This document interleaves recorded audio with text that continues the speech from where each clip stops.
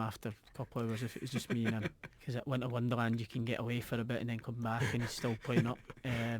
But yeah, I'd go him. He loves singing, he can do somersaults, he can do everything really.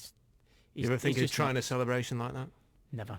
I done something to him today in training by accident. Like, my foot got caught under his foot that was trying to land. So he's got one foot and his other foot's on top of mine's. And I've went to move and he's done like the full on splits. If it was me, I'd have been out. That my career's done, and he got up and that was it. What's the best thing about Sheffield Wednesday? Fans. Fan base, and how passionate they are for their football club. They are all like all or nothing really, winner. That it's all win at all costs, and that's what I have had installed in me as a kid growing up. What's something we don't know about you that you can share with us today exclusively so that we can help plug our podcast?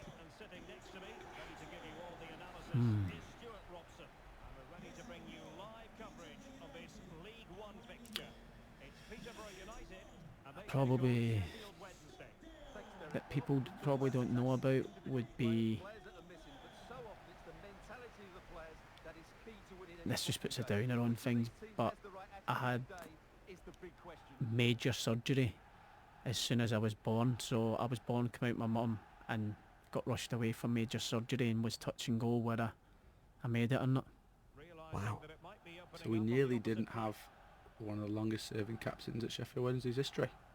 Yeah, that was I think it was something to do with my kidneys, my mum said, or something, and yeah, so I was touch and go, but touch wood, I've never had any problems since. Like, I've never had any operations since I was born, really. What do you think we should be talking about in football that we aren't talking about in football?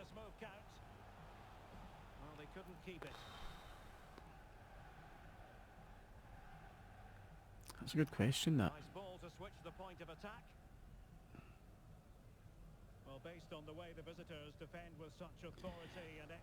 I'd probably go along the lines of the stick and abuse that footballers receive, because we're human beings at the end of the day, just working, and the stick that some of the footballers get.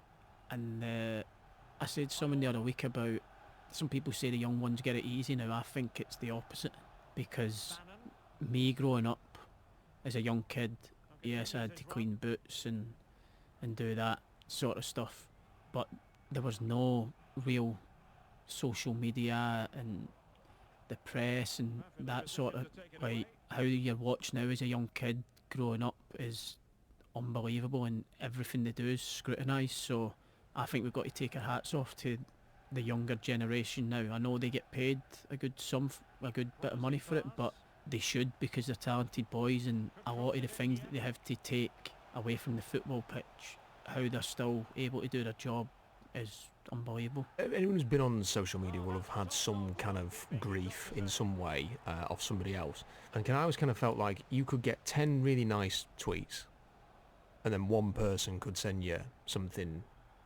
telling you to F off or something like that, and you would linger on that one rather than the 10 positive ones. Is that same for footballers? When you receive, I imagine, quite a lot of praise on social media, but there might just be that one tweet that you can't get out of your mind that is the other way. Yeah, it's up and down, because like you said, it's one week you're a hero, the next you're hated, and that's part and parcel of the job. But to receive the abuse that they do, I don't think it's what, like, they're going out there and they're giving their all, and it's a job.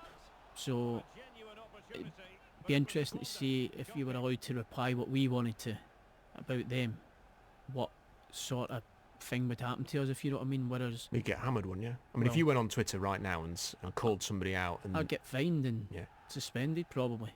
But we know we can't, but these people get away with it week in, week out, and I think it needs to be addressed, really, because this is how people have mental health problems as well, through tweets, Instagram. I know people could say go off it, but why should you? Have you seen other lads in the dressing room where you thought, I need to have a word with them? I think this might be affecting them You don't have to name names, but you've just maybe gone over and said, look, here's my advice on this kind of topic. Of Have you ever course, done yeah. I know. There's loads. If you come into your changing room after games, you would see people on their phone straight away, and a lot of it would be looking at Twitter, maybe some WhatsApps. That seems mad to me, like especially after a defeat. Like the last thing I'd want to do was look at that. I know it's obviously different people and the way it works, but that feels like a bit of a dangerous road to go down, doesn't it? It is, yeah, but it's just the way the younger generation are. They'll be straight on Twitter, and if you've had a good game, it's brilliant. If you've not, then it can affect you, and there needs to be more help for them, I think, or the people doing it need to be just took off. Well, it's social like media. you say about it being part and parcel, and it is, but it shouldn't be, should it? Like it shouldn't be part and parcel of being a successful sports person, is that it's okay to just get abusive messages sent through to you. Not at all. And it goes to the racism side of things as well. It should be getting dealt with properly, and I don't think it does. You see certain cases where they deal with it and people go to jail or whatever, but for actual abuse, these people get away with it, and it does affect people. You need to be made of strong stuff for it not to. And that's why I take my hat off to the younger ones growing up, because I kind of got away with it where it wasn't really as big as it is now. So I know they're getting paid more handsome than me. Maybe people out there probably don't believe that. Well, you are earning a Well, bajillion pounds a week, Barry. We've yeah, established that. so the same as me then. Just because what they earn doesn't mean they should take the stuff that they get, and I think if that gets dealt with properly, then you'll see better performances from these younger generation. Final two questions. One positive, one that is retrospective and maybe not quite as positive. What's your biggest regret in football? Not winning at Wembley against Hull City. It's been talked about a lot that day, and it doesn't feel like there's much left to get at, really. The carcass has been picked of that particular game, but it just kind of felt like going down to Wembley and seeing the fans on Wembley Way. It almost felt before kick-off. It's Wednesday's day. There's no way that Hull might have a better team, they might have big-name international players, but it's all set up for Sheffield Wednesday. And yet, the game itself, the performance was quite flat on the day. Do you think about it a lot? Yeah, quite a bit. I've never watched it back fully. I've seen the highlights on the 30-minute thing that they played on Sky quite a bit. It's something I'll probably look back in when I'm finished and watch the full game. But I would say, this is me personally, I have regrets because it passed me by that day. And only looking back now, you think, why did it pass you by? Why didn't you do this? Why didn't you do that? So it eats away at you, and you can't really find an answer. It wasn't for the worth. Like, I was trying, but the confidence that I have in my ability, I could have affected the game differently that day, and that's why I regret. That's my biggest regret in football at the minute. I probably let that game pass me by when I could have done something about it. Yeah, can that happen sometimes? I mean, we all kind of just sit here and, those who's never played the game will expect, well, you just go out there and you're a professional footballer. You're going to perform at the highest level. Everyone's going to be brilliant because it is what it is. Can it actually be when you get out there, you can try as hard as you would in any other game, try even maybe harder sometimes, but for whatever reason, you just suddenly, the game kicks off and in no time at all it's finished and it's gone and the opportunity's lost almost. 100%. That's football really. It's a short career. Like, it just goes like that, and that game just felt like as if it just passed by quick as ever. The build-up actually felt longer than the actual game itself. The day of the game, getting up and just looking out at Wembley Way and thinking, oh my, this is amazing. But the game itself was like a blur, and it's not until like 2-3 days, a week down the line, where you look back and think, I could have done something a bit better that day. And it's hard because it don't even come into your head as the game's going, because you're thinking tactically and what you make. It just, you don't even realise you're having a bad game, really. Maybe the occasion as well, with all the fans and stuff, played a part, but there was no nerves. It was just And I never really got going. As disappointing as the game was, obviously for Wednesday not winning and getting back to the Premier League, it's still one of my favourite days broadcasting. Absolutely. I flew back from South Africa for that game, and it's still one of the best days I've had watching Wednesday. And even at the end, when it finished, it just felt like that was a fun season, because it felt like something was starting, the Hull something was building. Looked more miserable than the Sheffield Wednesday fans. Yeah. The Wednesday fans were just buzzing to be there, to be that close. It was my favourite. Wow. It was my favourite worst day, if it makes sense. Yeah. Everything leading up to it, in the stadium. The only thing that was wrong was the result, but the actual day itself until the end was amazing. Henry Winter tweeted something about he'd never seen an atmosphere like that at Wembley. And having been to see all of the local teams at Wembley, countless England games, even at the Euros last summer, there's never been an atmosphere. It was like a full-on takeover, wasn't it? Yeah, it was ace, and I think that that season as well. I'm probably fanboying it a little bit here, but that season, for you and Forestieri that year, you were the first two players that I watched, because obviously I was still a fan then. It was before I started working for the Star. The first two players I watched since probably Carboni and Di Canio that I thought these two they're going to take us somewhere. Yeah, we had a good team that year. Hooper was there. He was unbelievable as well. It's the best team that I've played in at Wednesday. Ability-wise, you mean, yeah. Well, then on a positive note, what is the happiest moment of your footballing career, and is it maybe yet still to come, Barry? It's definitely still to come, yeah. At the minute, I would say my first cap for Scotland would be the biggest moment in my career so far, and I've been lucky that I've went on to get 27 of them, and it's something that when you're finished you'll look back on with your kids and stuff, and you'll feel more prouder then probably. But I believe my best moment that I'll remember for the rest of my life is still to come. Great way to finish. Yeah, just a bit. Owl's Heaven.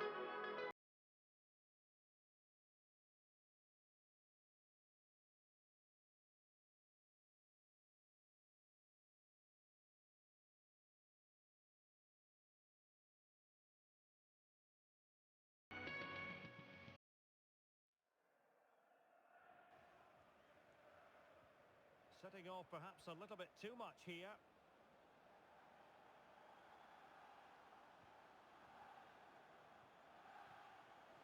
Well, possibilities in the centre. Can they put it away? Oh, he's given us away.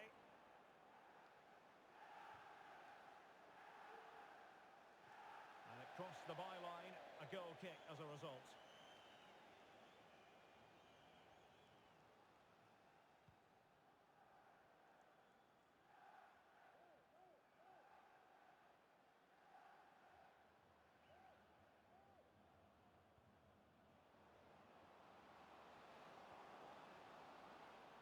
Well, no threat posed by the cross.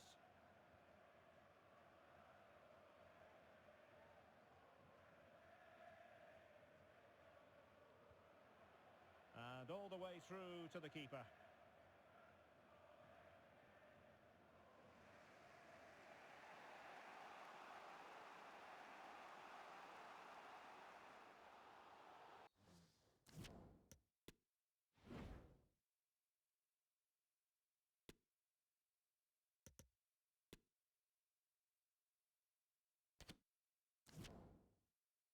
And foul it is then.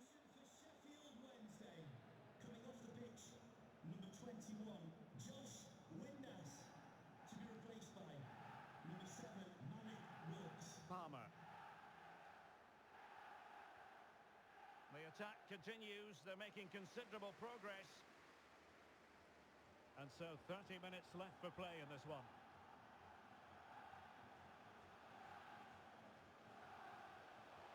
Chance to attack using width. Not advantage with them. Referee says play on. Firing it in. And a goal! 1-0 it is. They've been pushing for the opener, and now they have it.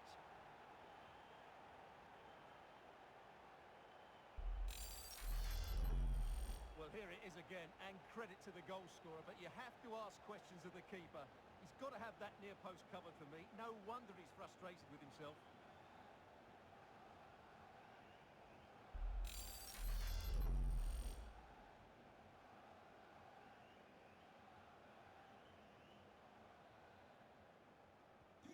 And the ball moving again. What sort of response will we see from them now? Reece James. And all the way through it goes to the goalkeeper.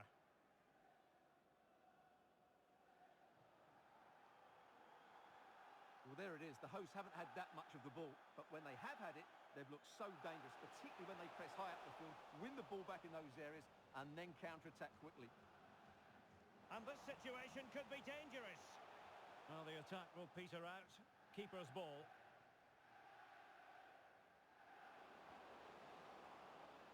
Well, on you go, says the referee. Advantage. Well, the attacking options appear plentiful. Not the best.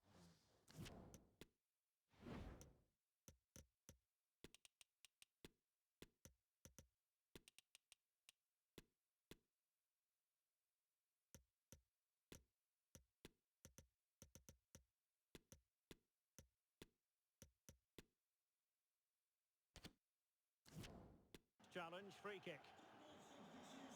Well, both teams have had substitutes warming up, and now both will rely on their respective benches. Oh, he's gone for goal! Well, the free kick taken, but saved easily by the keeper. And number 18, Marvin Johnson. Deserves credit for winning the ball back. Oh, a nice-looking pass. Corner kick awarded, and let's see if this will help them add to their lead. Who can he pick out?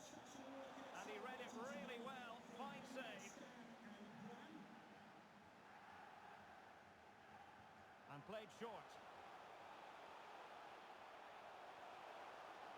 Real chance. Full credit. Wonderful stop. Pressing high to win the ball. Will Volks. Oh, big opportunity. In it goes! Delighted to be two in front. Things look good for them now. 2-0 here, and the ball is moving again. Well, that'll be a free kick. Well, the referee deciding that it didn't warrant a yellow card being handed out. Superb block. Well, that's a foul, and it sets up a free kick in a dangerous position.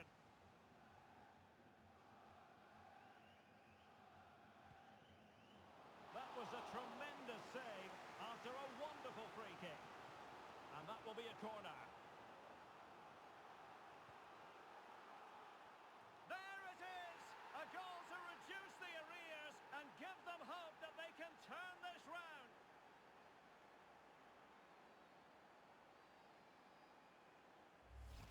Well, let's look at this again. It's a decent delivery into the box, which makes it a fairly simple finish in the end. It's a really good goal. So the ball is rolling again. 2-1 the score. What's going to happen next? Now we're inside the final 15 minutes. So approaching the final whistle, and the visitors on course to lose narrowly here. Stuart, what have you made of it? Well, it's been a tight match, but they haven't done quite enough going forward, in my view. It's all been a bit too predictable. A lot of passing, but not enough penetration. They have to get crosses into the box in these final few minutes if they want to get anything out of this. And do they mean business on this occasion?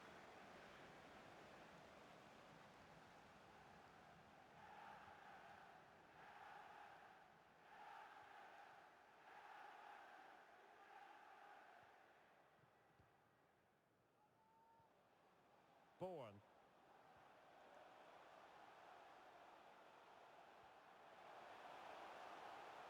Oh, surely! Quite simply, an opportunity wasted. Easy for the keeper.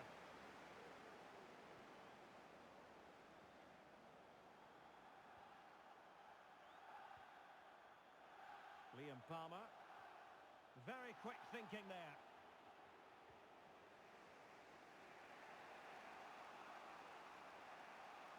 Well, finally, it goes out of play, and the pressure was there from the start. Substitution time it is here. That's useful play, and that will be the keeper.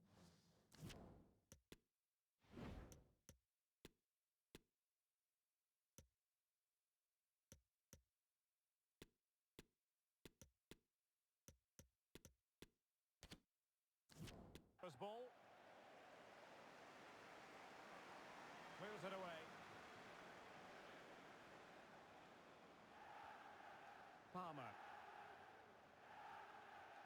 Well, with 5 minutes remaining and just one goal between them, still the prospect of late excitement in this match.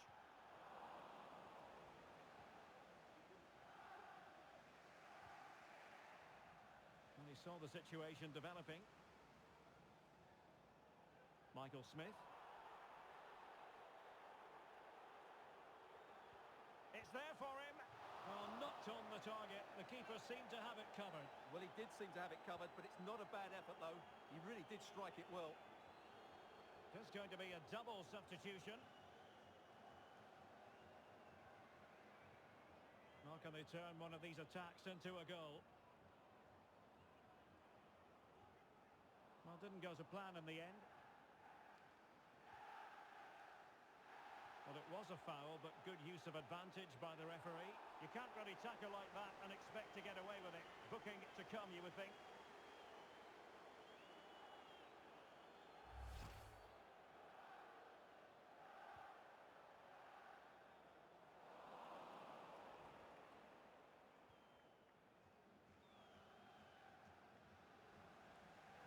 Well, they've won the ball back quickly. Opportunity to deliver the cross. Towards the near post. He will struggle to get it away properly. Well, it came to nothing in the end. And it crossed the touchline, so a throw in here.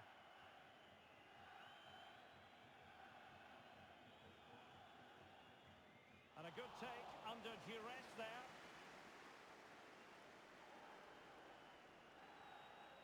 Michael Ihikwe.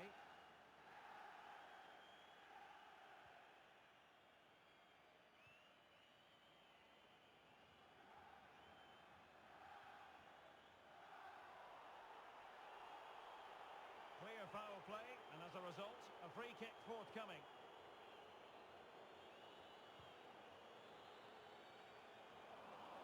And that will be all for this game anyway, and defeat for the visitors, much to the disappointment of their supporters. Well, they've defended so well throughout the